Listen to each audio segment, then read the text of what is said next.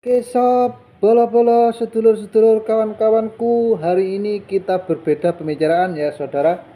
Kenapa Kang? Lagi galau, gabut, dan tidak ceria. Assalamualaikum warahmatullahi wabarakatuh. Berjumpa dengan Lek Kiman yang selalu berbeda dan akan tetap bergembira. Mari kita mulai berdoa bersama di Tiode. Ngomong apa Lek? Baiklah, hari ini saya ingin sharing-sharing tentang apa yang terjadi dan jarang dibahas oleh orang, tetapi karena saya juga suka pembahasannya.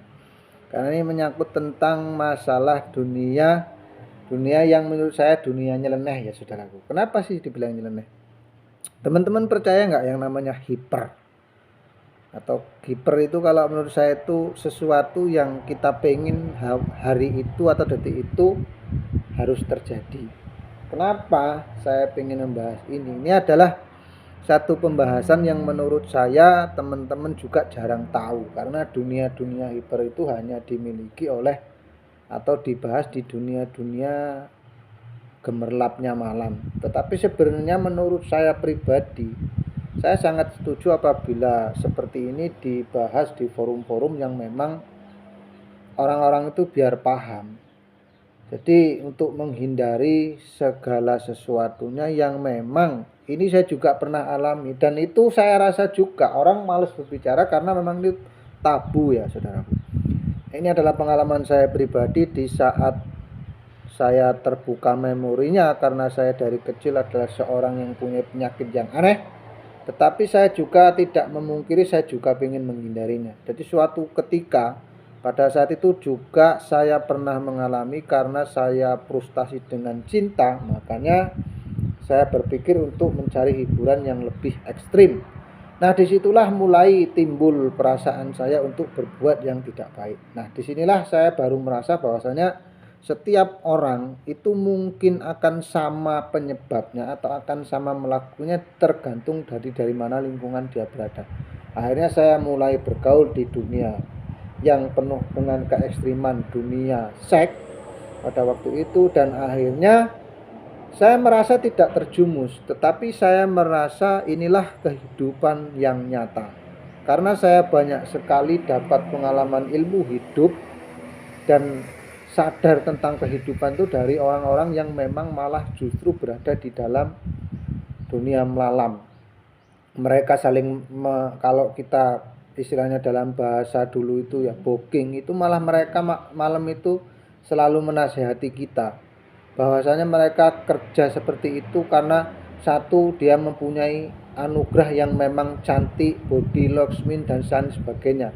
Kedua, mereka pertamanya terjun itu karena dimanfaatkan oleh laki-laki yang berhidung belang. Itu setiap pengalaman saya bersama orang-orang yang memang di situ. Nah ini juga pernah dialami oleh Gus Miftah selaku tokoh ulama yang sekarang ini tagarnya melebihi Bapak Prabowo. Dia memang hidup di lingkungan seperti itu, makanya dia tidak pernah merasa terhina kalau dia dakwah di tempat-tempat seperti itu. Nah kebetulan saya memang punya pengalaman di situ, makanya saya hanya ingin berbagi ke teman-teman. Janganlah menghina ataupun mencemooh orang-orang yang bekerja di dunia malam, karena setahu saya, sepengalaman saya, mereka itu rata-rata memang yang orang pandai memanfaatkan anugerah yang dikasih Tuhannya, atau badannya bagus, ininya bagus, tapi mereka pandai memanfaatkan yaitu kelemahan si hidung belang untuk mendapatkan cuan.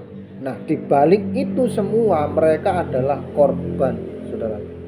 Karena ini cerita saya murni real di saat saya berusaha menghentikan penyakit seorang bujang yang pengen punya istri, tetapi sangat sulit karena pada waktu itu semua yang dipandang adalah uang. Makanya di otak saya dari kecil itu selalu uang.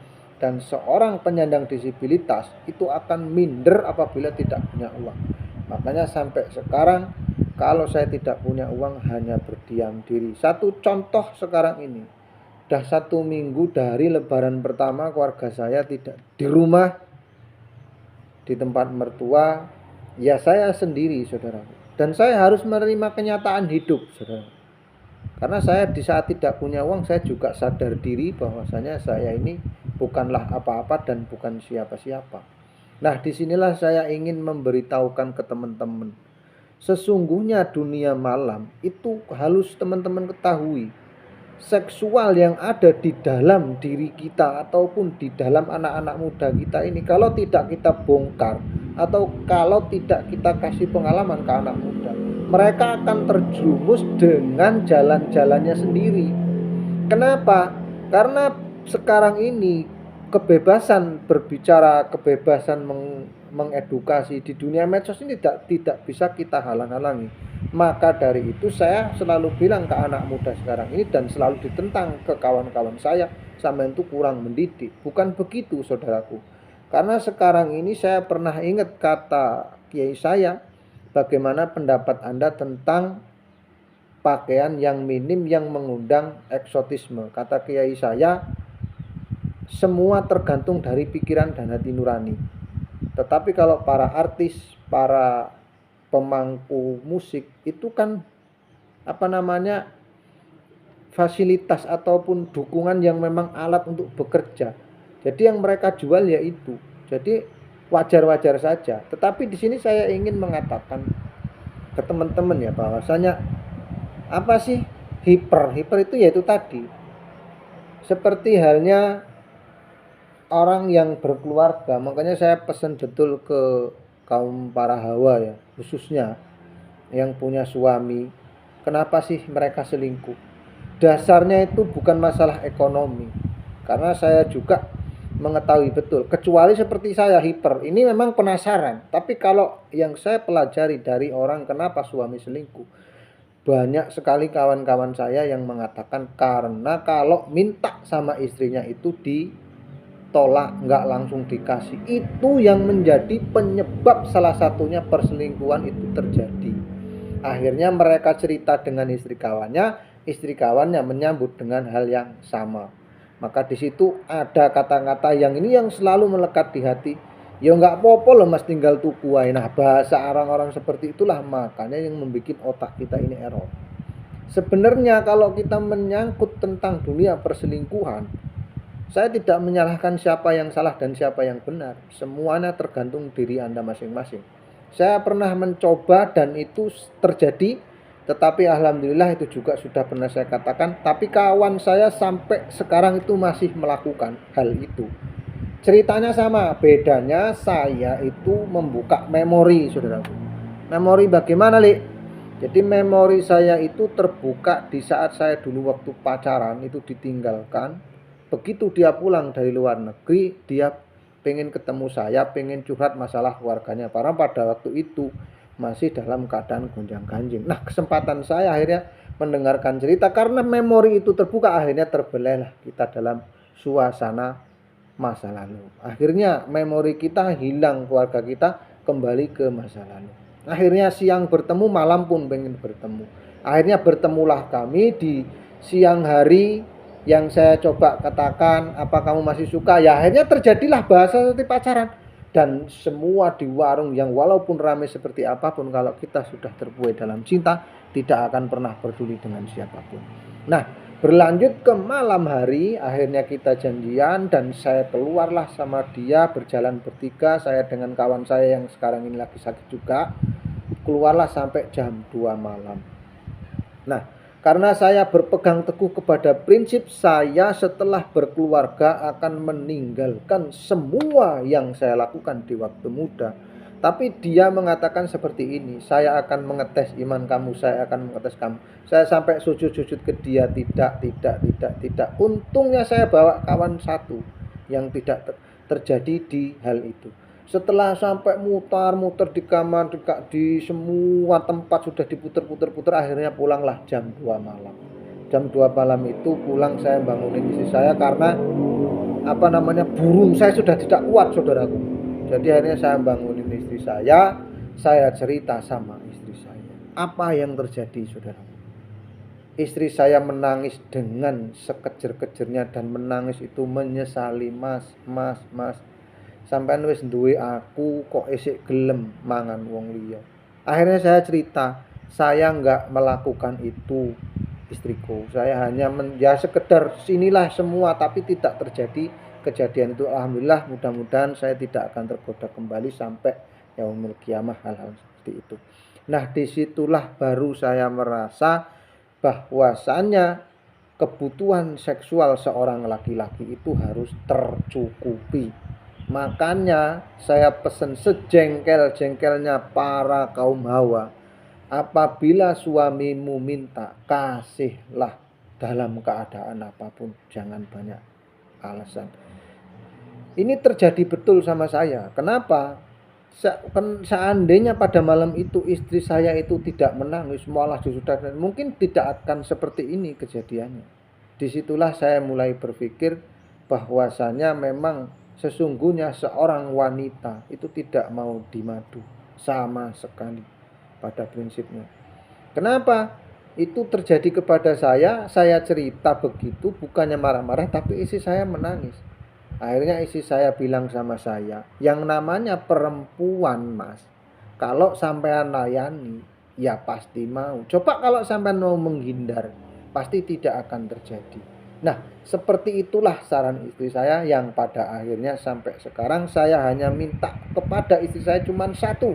Kalau saya minta jatah, tolong dikasih. Itu saja, terkecuali dalam keadaan yang memang tidak diperbolehkan. Tetapi itulah sahabatku, seorang laki-laki yang mempunyai sifat homo atau hiper ataupun segala macam. Mungkin saya bukan termasuk golongan itu, tetapi karena memori saya itu terkenang pada saat itu, pada waktu zaman dulu, makanya masih terbawa di kala saat sekarang ini. Walaupun saya sudah punya anak 4, saudara, itu tidak pernah mengurangi rasa penasaran manusia ataupun saya pribadi apabila melihat seorang wanita lawan jenis yang memang mengundang.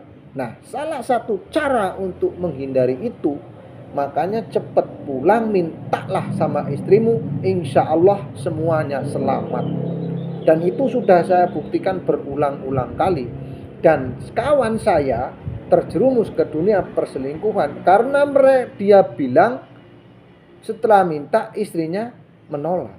Akhirnya saya bilang sama dia, kunci seorang wanita adalah duit merah.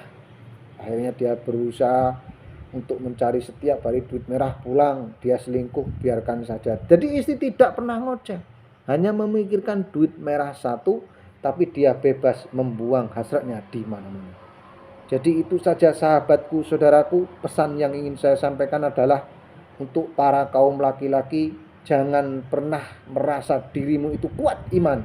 Jangan pernah merasa Anda kuat di dalam menjaga keimananmu, dan jangan pernah Anda merasa bahwanya dunia seksual ini tidaklah mudah untuk menghilangkannya.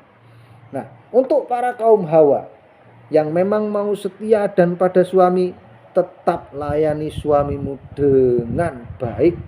Apabila suamimu minta, cepat dikasih, layani dengan yang baik. Walaupun Anda diam, bahasanya seperti patung, pasrahkan saja, biarkanlah suamimu menggarap sawahnya dengan sendirinya. Itu saja saudaraku pembahasan kali ini, karena saya gabut. Sudah seminggu dari bulan puasa mungkin tidak melakukan hal itu, malah bulan lebaran ditinggal sampai sekarang, saudaraku. Jadi seunek-unek saya ini sudah tercapai, mau saya upload di video saya biar saya bisa menghilangkan ini. Cukup sekian saudaraku, cukup sekian sahabatku. Mudah-mudahan ini hanya cerita yang memang menghalau-halau, bergalau-galau, dan ini adalah fakta real cerita saya pribadi. Mudah-mudahan bermanfaat untuk teman-teman. Saya akhiri. Wassalamualaikum warahmatullahi wabarakatuh.